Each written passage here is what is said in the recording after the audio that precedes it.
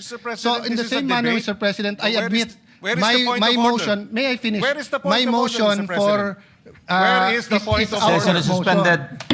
That okay lang, Mr. President. Why, But why It is the when we international- defend when our officials caricature, it's not okay. But when their state-controlled news caricatures, it's okay. no, Mr. President, there is an Ayun naman pala eh. international... So what's the issue? That was January 14. December pa lang, pinuntirya na ako. Si Senator Risa Ontiveros, the same. Nung nag-statement ang Congressman Laila and Congressman Jokno, tinira rin.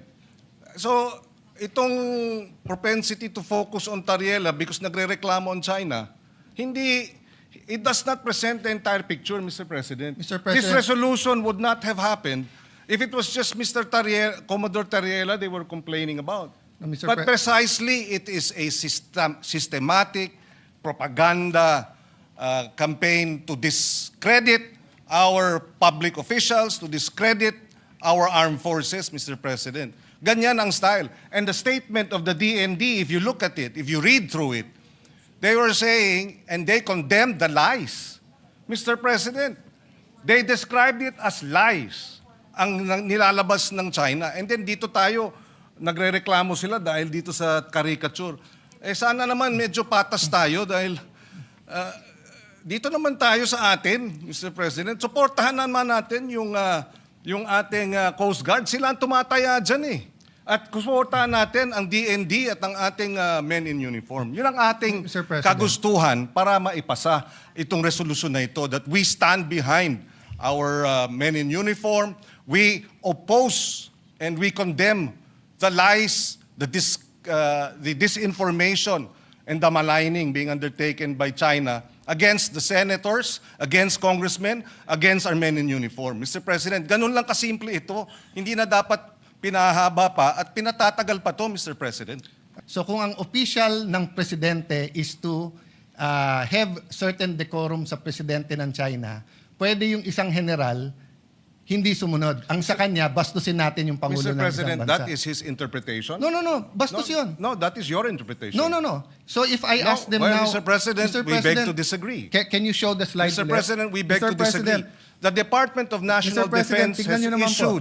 has issued a statement condemning China's remarks, Mr. No, President. we're not talking about... Mr. President, if you look at the DFA, it was also telling Tariela, but not directly. It says, It was saying, follow the decorum, Mr. President. Mr. President, kung ganyan ang stand natin, then then my staff now can show a meme of you. Mr. President, Mr. President, dito ba sa... Let me ask that question. Mr. President, I am not from China. Why will they put a meme? Why will your staff put No, a it's meme not about towards me? China. It's about No, decorum. You're comparing apples Mr. and President, oranges, no, Mr. no. President. You are simplifying Session what is is a suspended for 1 minute. complicated na international. My experience with Chinese statements, Mr. President, is that they tend to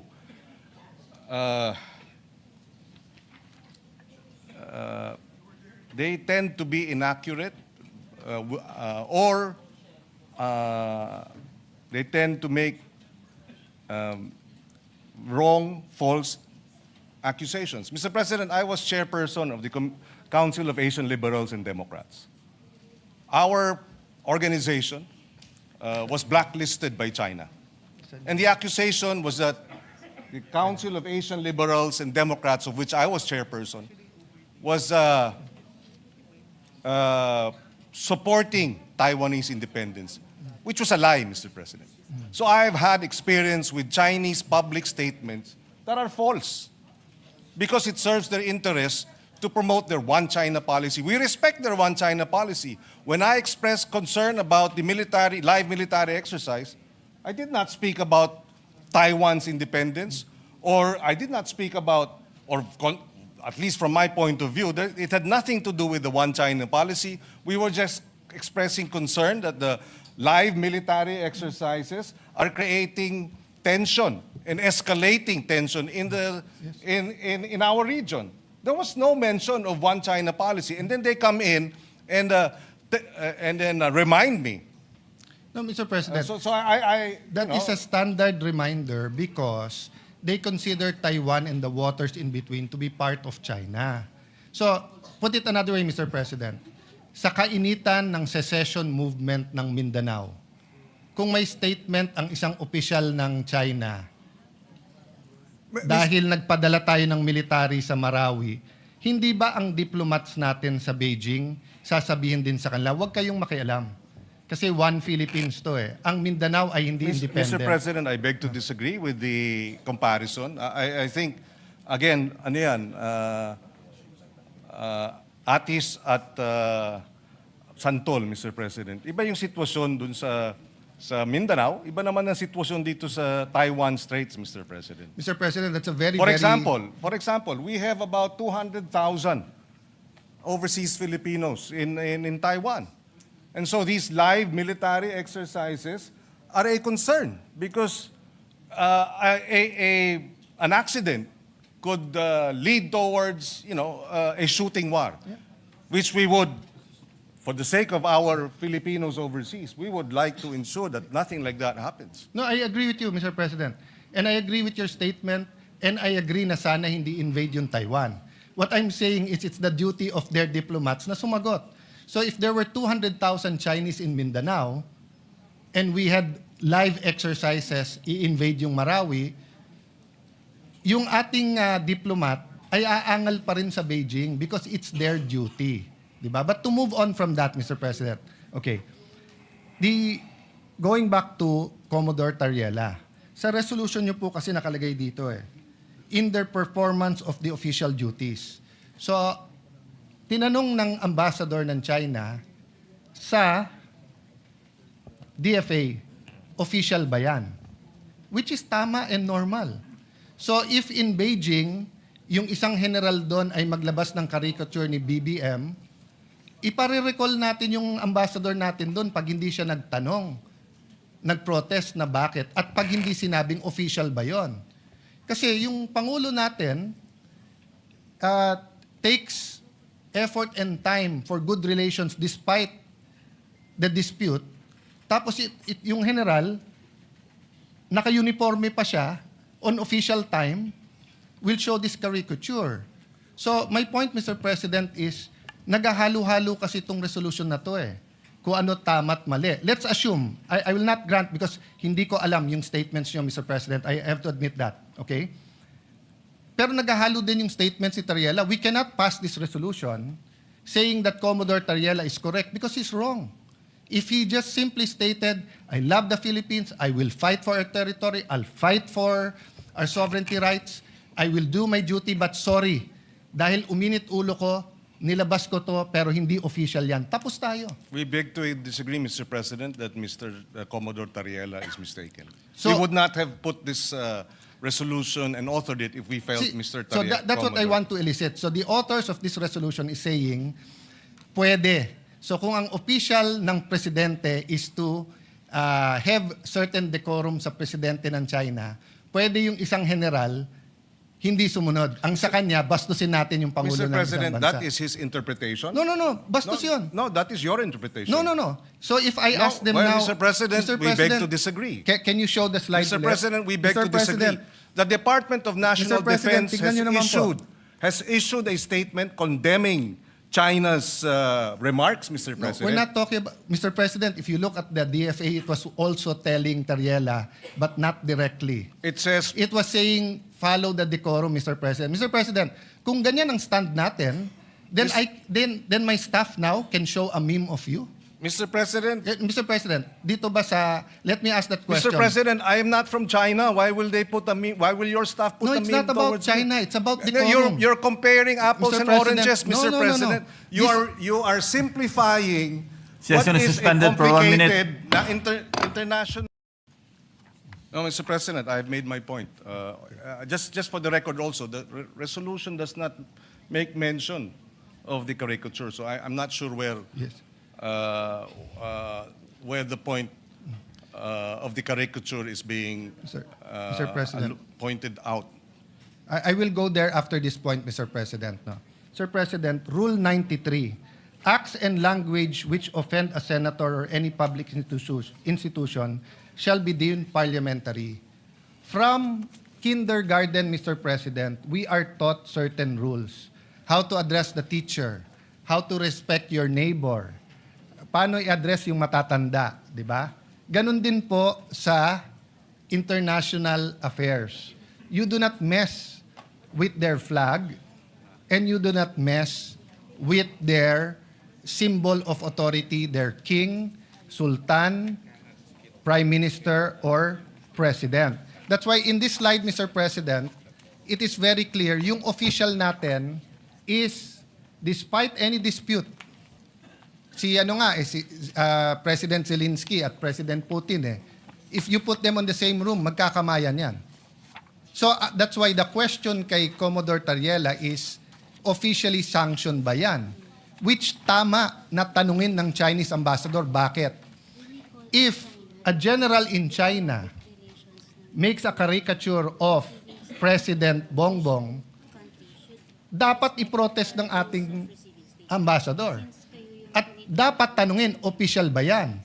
Because we cannot look underhanded pagdating po sa international community. Hindi pwede ang Pangulo makikipag-usap na eto walang personalan and then yung general mo, personal. So, I'm sorry I reacted because anyone who sees the caricature is not a flattering caricature. If I do that caricature to any world leader, kahit dito, di ba? The majority leader is smiling. The majority leader and I had a we've known each other since 98. We've never argued with raising our voice. But umabot. I didn't even remember what I said. We apologized to each other. Bakit? Mali. Pero tama yung pinaglalaban mo, bro. Tama pinaglalaban ko. Mali yung paraan paano natin pinaglaban. So wala akong problema sa pinaglalaban ni Commodore Tariela. Pero hindi naman tayo fraternity dito sa Pilipinas na mali na nga brad mo, pero dahil bugbugan sa ibang bansa, sasabihin mo tama brad mo. Mali. I don't propose a resolution, but the guy should apologize and just say na, tama pinaglalaban ko, pero mali na ginawa kong ganyan. Now, if he wants to do that, he resigns his commission. He can go around, he can join the media, he can be a blogger, he can be a professor, he can be like Ronald Llamas and call himself a influencer or a political analyst, di ba? But when you're in uniform, the other countries will ask you, official ba yan? That's standard, Mr. President. Kaya tayo nagkakaproblema. Mr. President, wala namang problemang magtanong sila. Pero itong mga bitiw na salita nila sa kanilang Facebook official pages ay hindi katanggap-tanggap. Number one. Number two, kahit sa China, Mr. President, kinakarikature ang ating Pangulo ng China state-controlled media. Na alam natin, walang lumalabas dyan na hindi aprobado ng Communist Party. So merong China, Xinhua News. Andito si BBM, may caricature. Andito rin. So maliwanag, Mr. President, na they too, through their official channels, Sir President. come up with caricatures, Mr. President. Sir President, yun po, with all due respect, Senator Pangilinan, and dapat ina-advisean ng DFA ng tama, hindi po mangga sa mangga o atis sa atis yan. Communist countries, including Vietnam, Cuba, North Korea, pag news outlet nila, although alam natin in reality, may say sila, just like PTB4, in reality, hindi dapat, but in reality, kahit sinong administrasyon ay may say sa PTV4, is not considered track 1. Hindi siya track 1. So kung hindi ka track 1, pwede ka mag-caricature.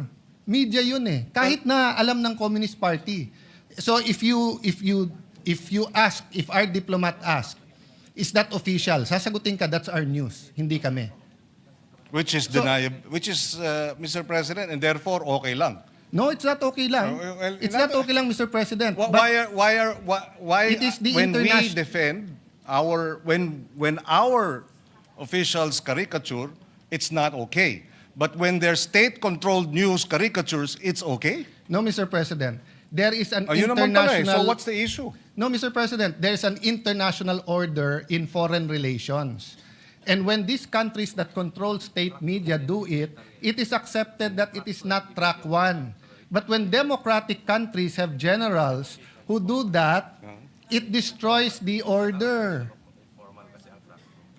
Yes, Mr. Nagmumukha tayong childish at bata, nasisira po ang kredibilidad mula sa Pangulo hanggang sa Secretary of Foreign Affairs. Kung hindi sila napapahiya na ginagawa ng state news, tayo napapahiya.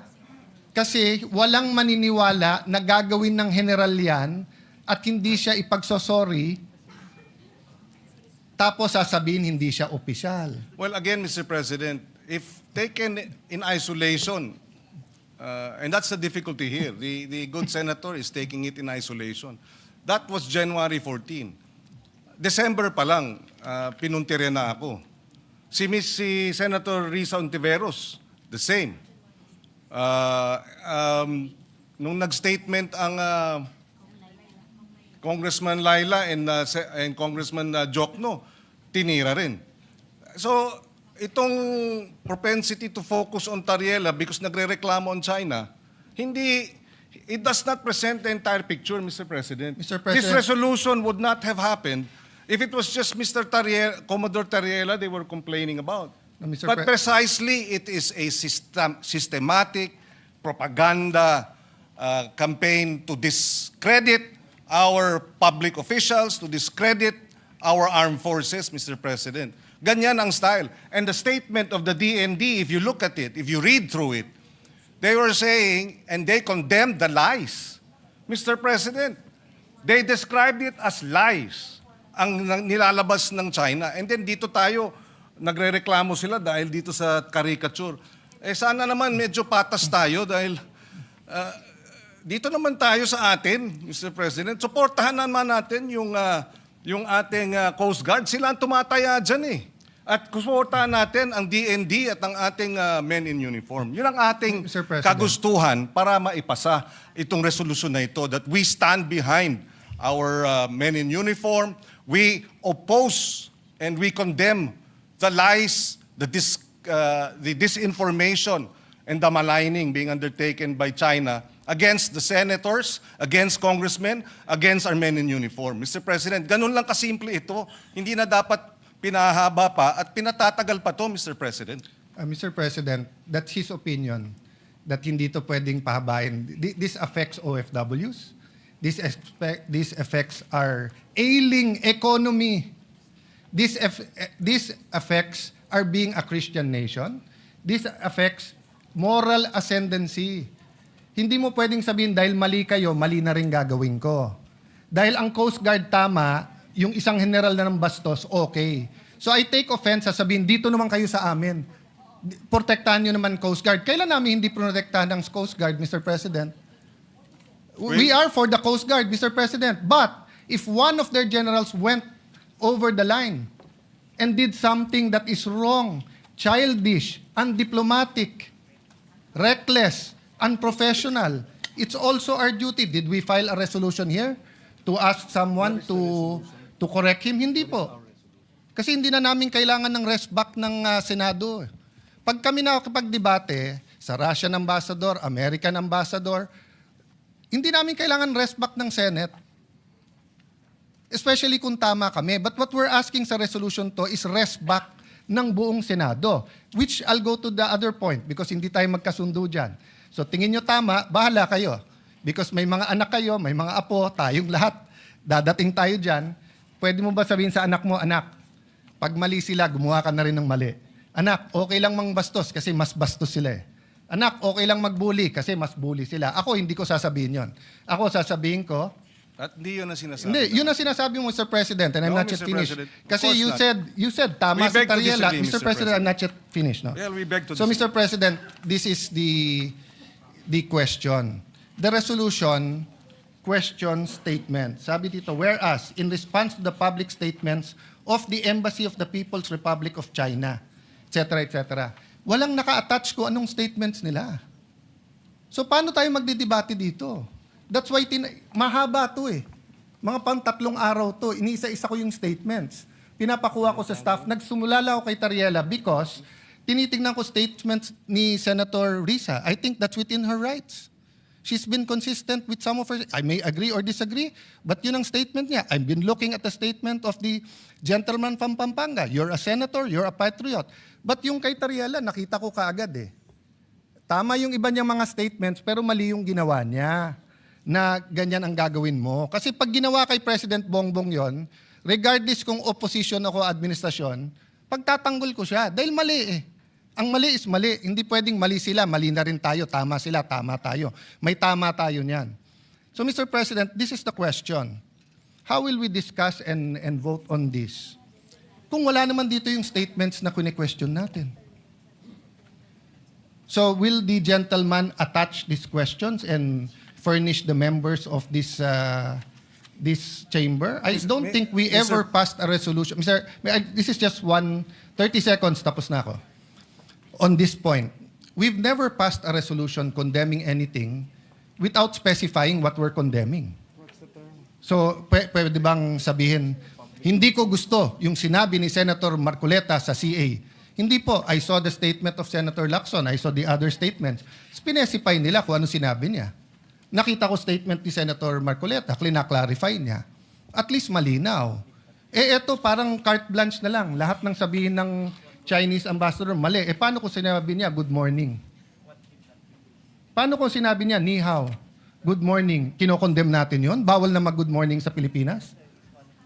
Oh. You might say it's obvious na hindi yun ang kinokondem. There's no such thing as obvious.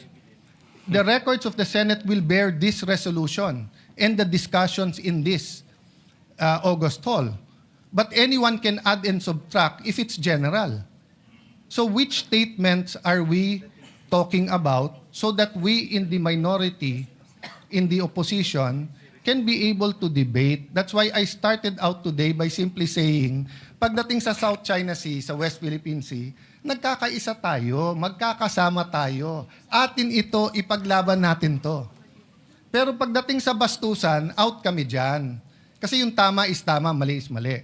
So ang question po ngayon, what will we do, gentleman from the esteemed senator, gentleman from Pampanga and the author, will you supply us or will we annex or add whereases so that we will see ano ba tong statements na to? Mr. President, I think the whereases are clear. Just a little bit of research on the part of the researchers will confirm what we are referring to. We don't need to annex all of them, Mr. President. For example, in response to the public statements of the Embassy of the People's Republic of China that opposed and criticized these positions and questioned the propriety of Philippine officials expressing such views in the performance. So it's specified, the nature of the statements. So a little bit of research, malalaman mo na which statements were these because this refers to... Point of order, Mr. President. Point of order. What is the point of order? Of The statements gentleman? of Senator Pangilinan, the nature of his statements. Kayo na mag-research kung ano statements na yun, Mr. President. Sabi niya, pwede daw yun eh. Mr. President, I-research na lang daw natin. I'm not yet done. No, that's why I Philippine gave you, officials, Mr. President, including that's why I members, gave a point of members order. of the Senate. May I just be... I am still It's speaking, a point of Mr. order, Mr. President. President. A point of order precedes your precedence. Mr. President, Mr. President, maybe ask the minority floor leader to state the point of order. Which part of the rules was Mr. President. which part of the rules was Wala. violated? I'm making a point, Mr. President, that you cannot make a motion and then say, i-research mo na lang yung laman. Sabi kasi niya, pwede mo daw ipasa to, tapos nandyan naman yung nature. Ano ngang statements? Mr. President, So in the this is a same manner, debate. Mr. President, I Where is- admit where is the point my of order? motion, may I finish? Where is the point My of order, motion Mr. for... President? Where is the point of our Session is motion. suspended.